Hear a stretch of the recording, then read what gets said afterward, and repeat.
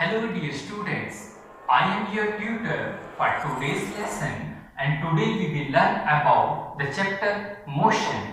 Motion को हम mechanics की किस ब्रांच में पढ़ते हैं, उस ब्रांच का नाम है काइनेमैटिक्स। तो हम पहले पढ़ेंगे डेफिनेशन काइनेमैटिक्स की। Kinematics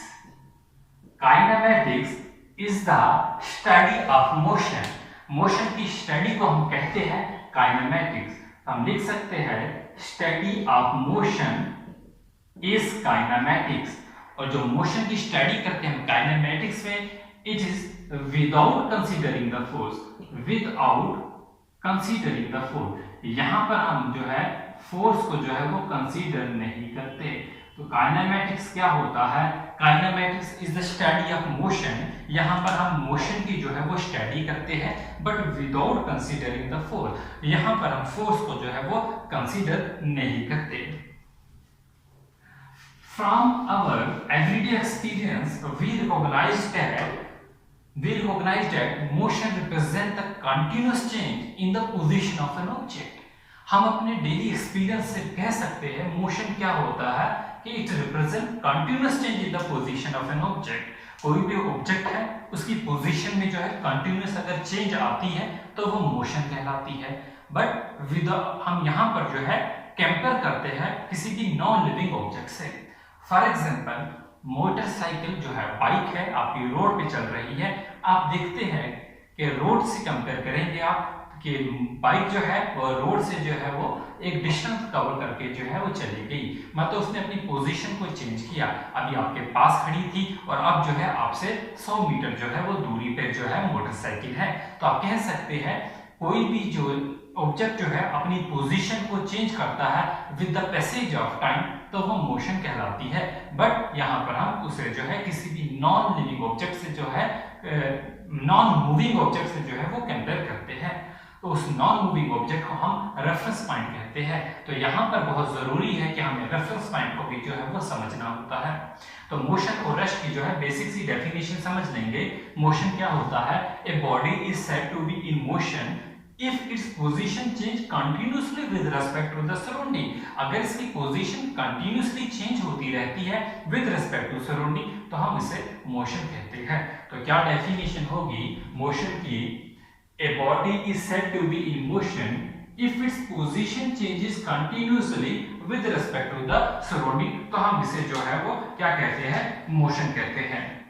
And when a body changes its position continuously with respect to surrounding after interval of time, then we say that body is in motion। तो हम कह सकते हैं जो बॉडी होगी वो क्या होगी? मोशन में होगी। और यहीं पर हम देखेंगे रेस्ट क्या होता है। यहाँ पर पढ़ेंगे रेस्ट के बारे में। An object is said to be at rest if it does not change its position with respect to surrounding with the passage of time। तो एक ऑब्जेक्ट को हम कह सकते हैं रेस्ट में अगर उसने अपनी पोजीशन को चेंज नहीं किया with respect to the passage of time. तो मोशन और जो रेस्ट है ये रिलेटिव टर्म है। Motion and rest are the relative term. हम कैसे समझेंगे इस बात को? फॉर एग्जांपल मैं जो हूं एक ऑब्जेक्ट है, मैं हूं एक ऑब्जेक्ट हूं, मैं अभी यहां पर खड़ा हूं और अगर मैंने अपनी पोजीशन को चेंज किया, मैं यहां पर चला जाता हूं, तो जो रूम में ऑब्जर्वर होगा वो ये कहेगा कि मैंने अपनी पोजीशन को जो है वो चेंज किया। तो मतलब मैं मोशन में हूं। और अगर मैं इसी व्हाइट बोर्ड की बात करता हूं, जो ऑब्जर्वर होगा, ये व्हाइट बोर्ड जो है ये वॉल पे जो है वो फिक्स है, तो ऑब्जर्वर के लिए ये जो व्हाइट बोर्ड होगा ये रेस्ट में होगा, ये रेस्ट में होगा व्हाइट बोर्ड। बट अगर मैं ऑब्जर्वर को चेंज करता हूं, यही व्हाइट बोर्ड यही इसी वॉल पे फिक्स है, ये जो है किसी न किसी ऑब्जर्वर के लिए जो है वो मोशन में भी हो सकता है। फॉर एग्जांपल हम जानते हैं हमारी जो अर्थ है वो अपने एक्सिस पे जो है रोटेट करती है और वो सन के इर्द गिर्द जो है वो रिवॉल्व भी करती है। और वो हमारी जो अर्थ है, अगर कोई ऑब्जर्वर जो है अर्थ को बाहर से देख रहा है, किसी को प्लेनेट से देख रहा है, तो वो ही उसके लिए तो जो अर्थ है वो पूरी की पूरी मोशन में है और अर्थ पे जो भी ऑब्जेक्ट है वो भी मोशन में होगा। तो उसके लिए जो ये व्हाइट बोर्ड है ये भी मोशन में होगा। फॉर एग्जांपल एक और एग्जांपल से वो क्लैरिफाई करते हैं। हम जो है ट्रेन की कंपार्टमेंट में बैठे हुए हैं, ट्रेन है, ट्रेन में पैसेंजर सीट पे जो हम बैठे हुए हैं, फॉर एग्जांपल सीट नंबर 5 पे जो है एक पैसेंजर है, हम उसकी बात करते हैं। सीट नंबर 5 पे जो पैसेंजर है वो जो है अपनी सीट पे बैठा हुआ है और जो उसके साथ एडजेसेंट पैसेंजर है पूरे ट्रेन कंपार्टमेंट में, वो पैसेंजर उनके लिए जो है वो रेस्ट में होगा। लेकिन वही पैसेंजर जो है अगर हम ऑब्जर्वर जो है वो चेंज कर लेते हैं, फॉर एग्जांपल अब हमारा ऑब्जर्वर जो है वो प्लेटफॉर्म पे खड़ा हुआ है और उस ऑब्जर्वर के लिए जो है वो ट्रेन जो है वो मूव कर रही है और ट्रेन के अंदर जो भी गुड्स है, जो भी पैसेंजर है वो भी मूव कर रहे हैं, तो उसके लिए ये जो ऑब्जर्वर होगा वो अब मोशन में होगा। तो कहने का ये मतलब रेस्ट और मोशन जो होती है वो रिलेटिव टर्म्स होती है और एक ही बॉडी एक ही समय में रेस्ट में भी हो सकती है और वही बॉडी जो है वो मोशन में भी हो सकती है अगर हम उसका ऑब्जर्वर जो है वो चेंज करते हैं। तो यहाँ पर एक टर्म जो है हमें जो है डिफाइन करनी पड़ती है और वो टर्म है की फ्रेम ऑफ रेफरेंस। तो किसी भी ऑब्जेक्ट की जो है पोजीशन जो है, हम फिजिक्स अगर पढ़ रहे हैं तो हमें एक फ्रेम ऑफ रेफरेंस की जो है वो जरूरत पड़ती है और ये फ्रेम ऑफ रेफरेंस जो होता है वो क्या होता है, हम इसे जो है पढ़ेंगे अभी। So to locate the position of an object, अगर हम किसी भी ऑब्जेक्ट की जो है पोजीशन को लोकेट करना चाहते हैं तो हमें जो है एक फ्रेम ऑफ रेफरेंस की जो है वो जरूरत होती है। एक convenient way to set up the frame of reference is to choose the three axis. Three perpendicular axis लेते हैं हम तीन परपेंडिकुलर एक्सिस लेते हैं और किसी भी पोजीशन को जो है हम वो डिफाइन करते हैं। तो यहाँ पर जो है मैंने तीन एक्सिस लिए, जो कोऑर्डिनेट होंगे वो क्या होंगे, एक एक्स कोऑर्डिनेट होगा, दूसरा कोऑर्डिनेट हमारा वाई कोऑर्डिनेट होगा और तीसरा कोऑर्डिनेट हमारा जी कोऑर्डिनेट होगा। तो एक्स वाई जेड जो होंगे ये हमारे तीन कोऑर्डिनेट होंगे और इन्हीं को हम कहेंगे जो हमारा फ्रेम ऑफ रेफरेंस। और अगर हमने कोई भी पोजीशन जो है किसी भी ऑब्जेक्ट की जो है वो लोकेट करनी होगी तो हम इजीली कर सकते हैं।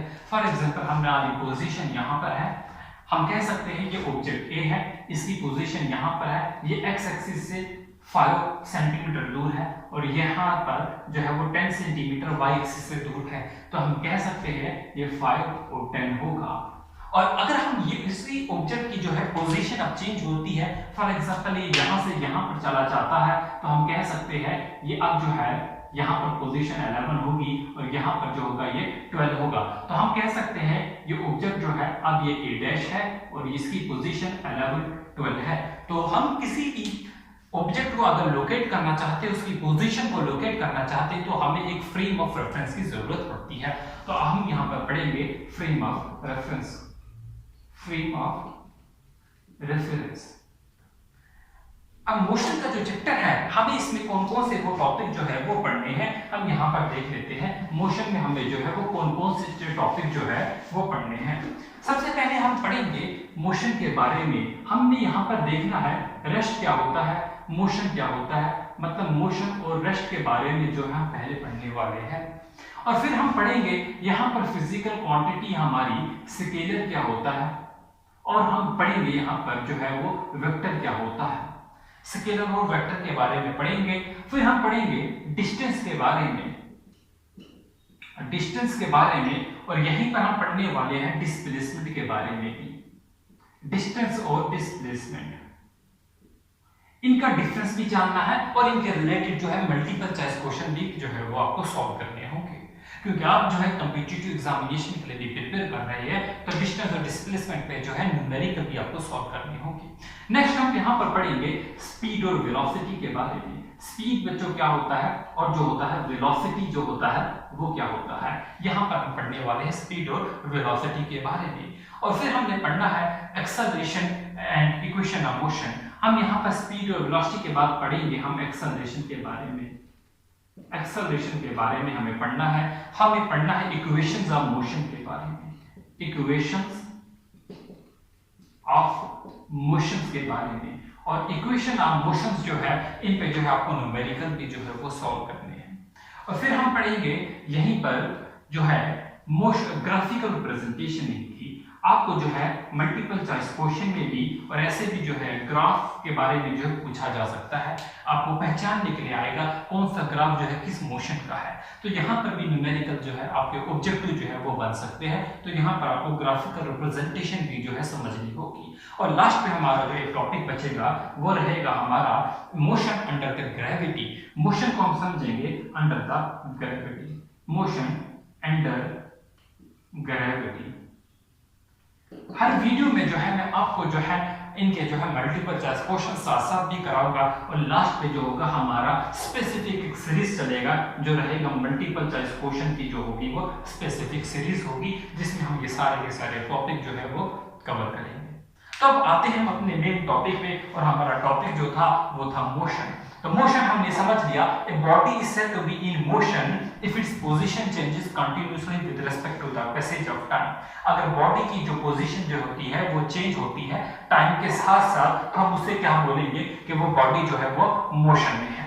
बट ये डिपेंड करता है हमारी सराउंडिंग पे, मतलब हमारी ऑब्जर्वेशन पे, हमारा ऑब्जर्वर जो है वो कौन है। सेकंड, रश भी हमने समझ लिया। अब हम मोशन के बारे में पढ़ेंगे कि मोशन जो होती है वो स्ट्रेट लाइन में भी हो सकती है, वो एक प्लेन में भी हो सकती है, मोशन जो होती है वो सर्कुलर भी हो सकती है।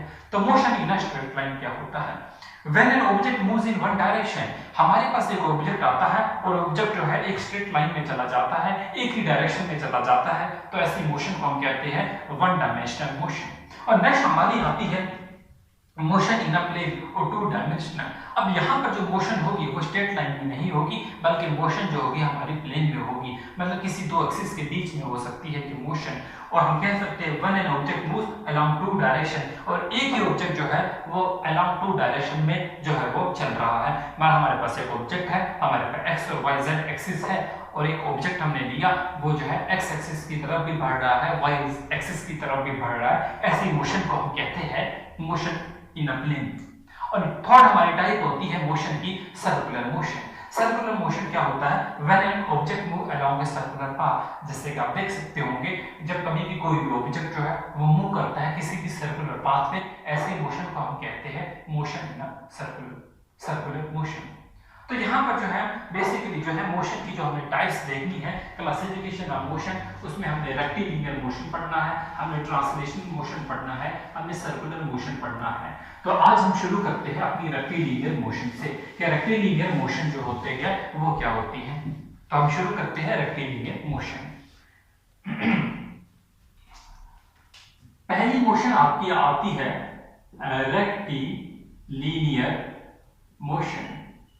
तो रेक्टिलिनियर मोशन क्या होता है, यहां पर हम पढ़ेंगे रेक्टिलिनियर मोशन के बारे में। For example first thing is कि रेक्टिलिनियर मोशन जो होती है, यह मोशन जो होती है किसी भी पॉइंट ऑब्जेक्ट की होती है। ये किसी भी कंप्लीट बॉडी की नहीं बल्कि एक पॉइंट ऑब्जेक्ट की होती है। तो ये जो मोशन होती है ये एक पॉइंट ऑब्जेक्ट की मोशन होती है, और ये जो मोशन होती है ये स्ट्रेट लाइन में होती है। फॉर एग्जांपल एक पॉइंट है वो एक स्ट्रेट लाइन में चल रहा है, तो इसे हम बोलेंगे रेक्टिलिनियर मोशन। अगर मोशन हो रही है किसी भी पॉइंट ऑब्जेक्ट की इन स्ट्रेट लाइन हम बोलेंगे तो वो जो मोशन होगी वो क्या होगी, वो स्ट्रेट लाइन में होगी। तो हम लिख सकते हैं the motion of a body along the straight path, उसे हम रेक्टिलिनियर जो है मोशन कहते हैं। और ये मोशन जो है वो कर्व पाथ पे भी हो सकती है, लेकिन जो है मोशन जो होगी वो किसकी होगी, सिर्फ पॉइंट ऑब्जेक्ट की जो है हो सकती है। और यहीं पर हम पढ़ेंगे रेक्टिलिनियर के बाद ट्रांसलेशनल मोशन।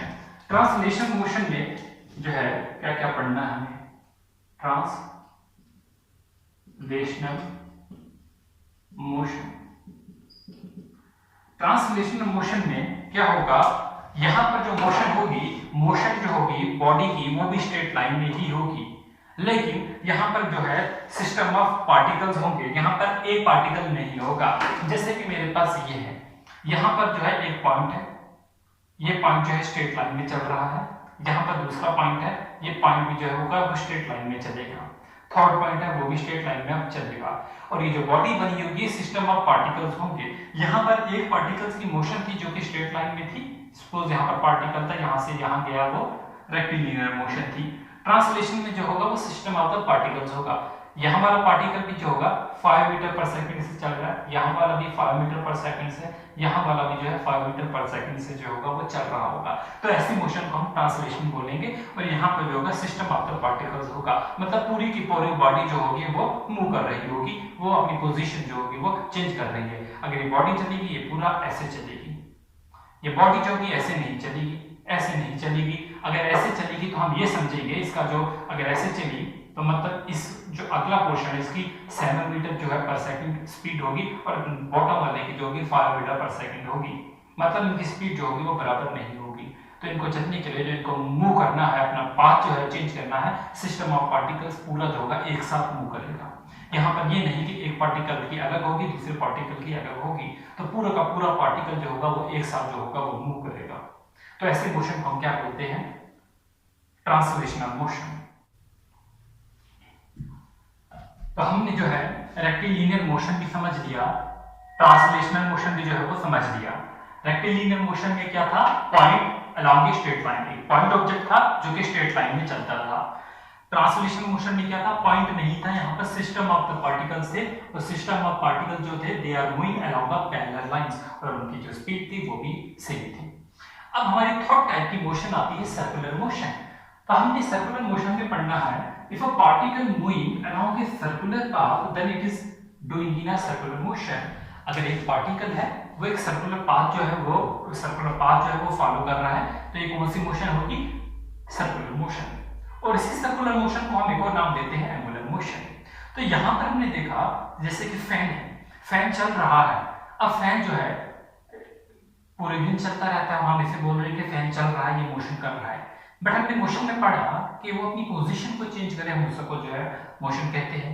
तो यहाँ पर एक नई कैटेगरी की मोशन होती है एंगुलर मोशन। यहाँ पर हमने रेक्टिलिनियर और ट्रांसलेशन में ये देखा कि अपने कोई पार्टिकल आती है, जैसे बाइक आई, वो यहाँ से यहाँ चली गई, अपनी पोजीशन जो है उसने चेंज की, उसने कोई ना कोई डिस्टेंस जो है वो कवर किया, तो वो यहाँ पर क्या कवर करती है? लीनियर डिस्टेंस कवर करती है। पर सर्कुलर मोशन में जो है हमारे पास फैन है, ये हमारे पास फैन है, तो फैन क्या काम करता है? तो फैन जो होता है वो लीनियर डिस्टेंस नहीं कवर करता, तो वो एंगुलर डिस्टेंस कवर करता है, और जिसे हम बोलते हैं उसने एंगल कवर किया। क्या किया? तो हम पता है सर्कुलर मोशन ज्योमेट्री में पढ़े हैं, सर्कल से रिलेटेड है, 360 डिग्री जो होता है वो एंगल होता है। तो यहाँ पर एक बार फैन की ब्लेड्स जो है उन्होंने रोटेट किया, इस तरीके से जो है वो अगर रोटेट करते हैं तो वो यहाँ से स्टार्ट होते हैं और यहाँ पर वापस आते हैं, तो एक बार 360 डिग्री का एंगल जो है वो कवर कर लेते हैं। हमने पढ़ा मोशन जो है कुछ टाइम इंटरवल के बाद जो है हम देखते हैं, तो with the passage of time अगर हम दोबारा यहाँ पर आते हैं तो फैन जो है हमको इसी पोजीशन में दिखेगा कि वो जो है अभी भी चल रहा है। तो अगर ये चल रहा है तो इसमें क्या चीज चेंज हुई? तो इसमें जो है वो एंगल चेंज हुआ, मतलब उसने अपनी रेवोल्यूशन को जो है वो इंक्रीज किया। तो हम पढ़ रहे हैं if a particle moving along a circular path, इसने एक सर्कुलर पाथ को फॉलो किया, then it is said to be a circular motion. तो यहाँ पर जो हम कह सकते हैं कि इसने एक सर्कुलर मोशन जो है वो फॉलो किया। तो यहाँ पर जो होगा बेसिकली एंगल कवर होता है, एंगुलर मोमेंटम यहाँ पर इंक्रीज होता है। तो यहाँ पर एंगुलर मोमेंटम इंक्रीज होता है और यहाँ पर लीनियर डिस्टेंस जो है वो इंक्रीज होता है। इस बात को जो है वो आप याद रखेंगे। अब हमने पढ़ा सर्कुलर मोशन कैसे, कि रेक्टिलिनियर मोशन किसके लिए था? पॉइंट ऑब्जेक्ट के लिए था। Translation system of the particles मतलब पूरी बॉडी के लिए था। सिमिलरली सर्कुलर मोशन जो होगा वो भी पॉइंट ऑब्जेक्ट के लिए होगा। अगर एक पॉइंट जो है वो सर्कुलर मोशन एंगुलर मोशन जो है वो फॉलो करता है, सर्कुलर पाथ फॉलो करता है। लेकिन अगर हमारे पास पार्टिकल नहीं है, पार्टिकल की जगह पूरा सिस्टम ऑफ द पार्टिकल्स है, पूरी बॉडी है, if the body moves along on A circular path about some axis then it is said to be its motion। तो हम इसे कहेंगे कि ये किस मोशन में है? Rotational motion. तो यहाँ पर सिंगल पार्टिकल के लिए सर्कुलर मोशन और सिस्टम ऑफ द पार्टिकल के लिए रोटेशनल मोशन। इसी को हम समझेंगे। हमारे पास ग्लोब है, ग्लोब को हमने जो है रोटेट किया। अब वो जो रोटेशन है पूरी अपनी एक्सिस पे जो है वो रोटेट हो रहा है, और वो जो अपनी एक्सिस पे रोटेट होगा वो कौन सी मोशन होगी? रोटेशनल मोशन होगी। फॉर एग्जांपल हम यहाँ पर एक ग्लोब बनाते हैं, ठीक है, ये हमने एक ग्लोब बनाया, इसका एक एक्सिस बना देते हैं, ये सपोज इसका एक एक्सिस है, इस ग्लोब का एक्सिस है। अब ग्लोब ने जब रोटेट किया, ये वाला पूरा का पूरा रोटेट होगा, तो यहाँ पर जो डिस्टेंस होगा वो इसको कम कवर करना पड़ेगा, यहाँ पर जो डिस्टेंस होगा वो ज्यादा कवर करना पड़ेगा, और यहाँ पर जो डिस्टेंस होगा वो कम कवर करना पड़ेगा। अब हमने पढ़ा था जैसे ट्रांसलेशनल मोशन में सिस्टम ऑफ द पार्टिकल की, यहाँ पर जो पार्टिकल है, इधर जो पार्टिकल, इधर जो पार्टिकल, इधर जो पार्टिकल है, सबकी स्पीड जो है वो सेम होनी चाहिए, तो ये जो होगा वो ट्रांसलेशनल मोशन शो करेगा, अदरवाइज नहीं करेगा। यहाँ पर भी यही केस है ग्लोब के केस में। यहाँ पर जो है, यहाँ पर भी जो ये एंगल कवर करेगा ये सेम होगा, 360 डिग्री ही एंगल होगा सबका सब। लेकिन जो है 360 डिग्री एंगल कवर होगा और ये जो होगा सेम टाइम में कवर होना चाहिए। अगर ये 5 सेकंड ले रहा है, ये भी 5 सेकंड लेगा, ये भी 5 सेकंड लेगा। अब यहाँ पर कैसे काम होता है, ये जो होगा इसको डिस्टेंस इसको पता है कि ज्यादा कवर करना है, तो ये जो 5 सेकंड हैगा ये अपनी स्पीड बढ़ा के काम करेगा और 360 डिग्री कवर करेगा उसी 5 सेकंड में। ये अपनी स्पीड को कम कर देगा और उसी 360 डिग्री एंगल को कवर करेगा उसी 5 सेकंड में। तो इस तरीके से ये वर्क होता है। और अगर इनकी स्पीड जो होगी, अगर इनका जो है वो सेम नहीं हो, अगर इनका जो एंगल कवर सेम नहीं हुआ तो ये जो होगा रोटेशनल मोशन जो होगा वो शो नहीं करेगा। और नेक्स्ट आप देखिए, अभी मोशन आती है हमारी ऑसिलेटरी मोशन। ऑसिलेटरी मोशन,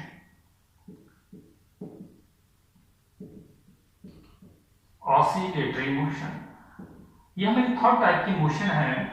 अब यहाँ पर हमें क्या करना है, ये थर्ड टाइप कैटेगरी की मोशन है। हमारे पास जो है एक सिस्टम ऑफ द पार्टिकल है, हमारे पास सिंपल पेंडुलम, जैसे कि आप समझ लीजिए ये पेंडुलम है। यहाँ से मोशन शुरू होती है, ये स्ट्रिंग लगा होगा, एक बार पार्टिकल यहाँ पर जाता है फिर वापस आता है, तो ये टू एंड फ्रो मोशन रहती है। तो यहाँ पर इस तरीके से समझेंगे हम, ये हमारे पास जो है कोई बॉल लगा हुआ है, ये बॉल यहाँ से यहाँ पर चला गया और फिर ये बॉल जो होता है वो वापस आता है यहाँ पर। तो यहाँ पर जो मोशन तो होगी, यहाँ पर बॉल इधर जा रहा है, इधर जा रहा है, यहाँ से आता है, यहाँ पर चला जाता है। टू एंड फ्रो मोशन होती है, अपनी पोजीशन को तो चेंज करता है लेकिन वापस उस पोजीशन पे भी आ जाता है और वहां से वापस चला जाता है। तो ऐसी टू एंड फ्रो मोशन को हम कहते हैं ऑसिलेटरी मोशन। तो यहाँ पर हमने बेसिकली जो है वो टाइप्स जानी, मोशन की टाइप्स क्या है।